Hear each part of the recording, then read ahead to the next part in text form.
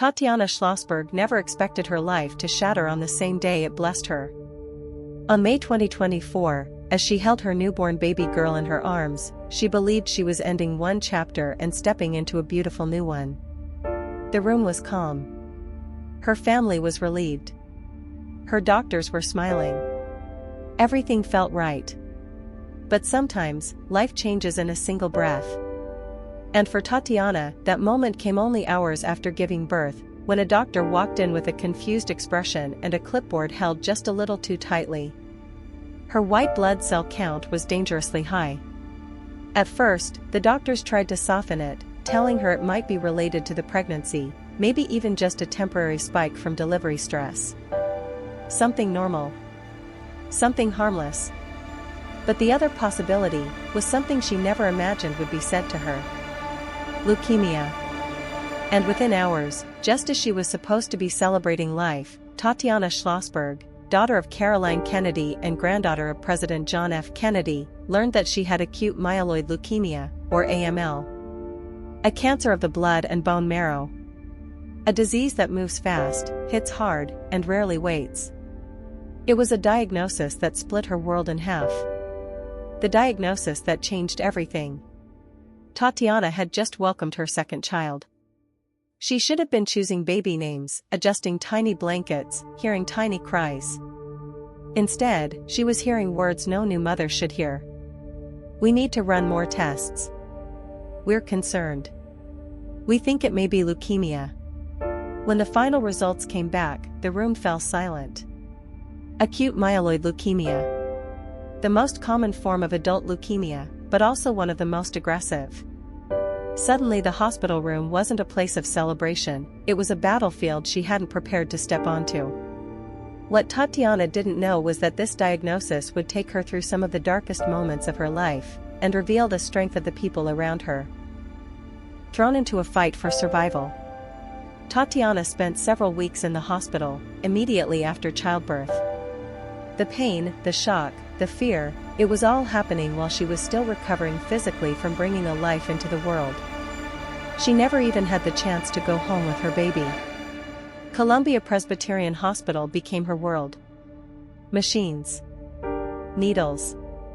Blood tests. Doctors talking in soft, controlled voices. Nurses moving quickly. Everything that felt terrifyingly urgent. Tatiana soon needed what doctors called her only real chance, a bone marrow transplant. And she was transferred to a specialized facility whose halls she would learn to memorize, for months. Every day blended into the next. Every hour felt like a new fight. Every moment carried the weight of what if? But then came the hardest blow yet. Tatiana relapsed. All the pain she endured. All the treatments she fought through. All the hope she tried to hold on to. And still, the cancer returned. Clinical trials and the one sentence that broke her heart. With limited options, Tatiana began joining clinical trial after clinical trial. Experimental treatments. Unpredictable outcomes. Long waits. Endless side effects. At one point, she recalled a chilling moment, one she shared in the New Yorker. Her doctor looked at her gently, and said, "I can keep you alive for a year. Maybe. A year. A year to watch her baby grow. A year to kiss her children goodnight. A year to be a daughter, sister, wife, mother. A year, maybe." It was a moment that could make anyone break. But Tatiana didn't. She cried, yes.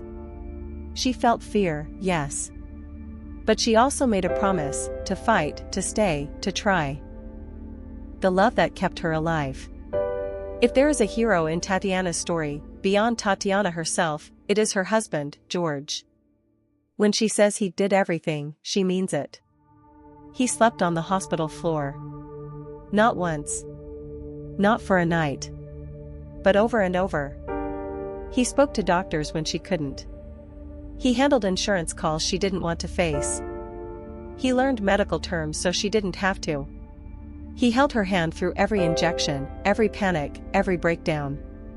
He became her shield, even when he was breaking inside. And then, there was her family. Her mother, Caroline Kennedy. Her father, Edwin Schlossberg. Her siblings, Rose and Jack. They stepped into roles no parent or sibling ever wants to fill. They became the hands that lifted her. The voices that reassured her. The presence that said, "We are here, no matter how hard this gets." They raised her kids when she couldn't. They sat in hospital rooms every day. They carried their sadness quietly so they wouldn't add to hers. Tatiana wrote. They held my hand unflinchingly, trying not to show their pain to protect me from it. It is rare to see a family's love so clearly. And in the Kennedy family, known for tragedy, loss, and resilience, this moment felt like another chapter in a story of heartbreaking strength. The weight of a Kennedy legacy. For Tatiana, being a Kennedy has always meant carrying history. But now, it meant something else entirely. Generations of public grief. Generations of private suffering. Generations of choosing strength, even when everything around them falls apart. Tatiana never asked for that legacy. But in this moment, she embodied it. Her cancer battle became more than a diagnosis, it became a fight to hold on to her life, her children, her future. Her message to the world. Tatiana didn't have to share her story. She could have kept it private. She could have stayed silent. But she chose honesty. In her New Yorker essay, she opened a window into the emotional, painful, raw reality of what she has lived through. She talked about motherhood. She talked about fear. She talked about trying to smile through the days she felt too weak to stand. And she talked about hope, not blind, unrealistic hope, but the kind you hold on to when everything else slips away. She wants to live.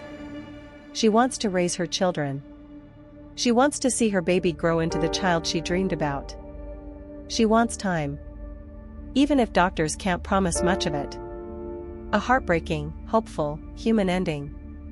As Tatiana continues her battle against leukemia, she is not alone.